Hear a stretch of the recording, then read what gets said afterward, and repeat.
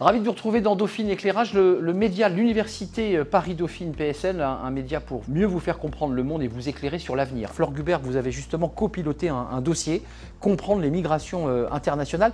Que contient ce dossier ? Ce dossier, il contient 6 articles qui apportent un éclairage sur les conséquences de l'immigration pour un pays comme la France et qui également abordent la question des déterminants de ce qui pousse les personnes à migrer.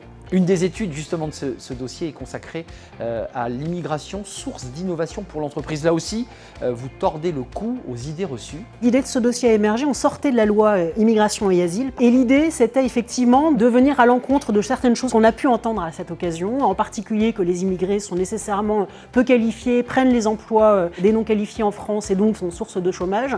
L'idée c'était de dire les immigrés sont aussi des personnes qualifiées qui occupent des fonctions importantes dans certaines entreprises, déposent des brevets et donc favorisent l'innovation. Et puis vous vous penchez sur l'AME, l'aide médicale d'État, ainsi que immigration et criminalité.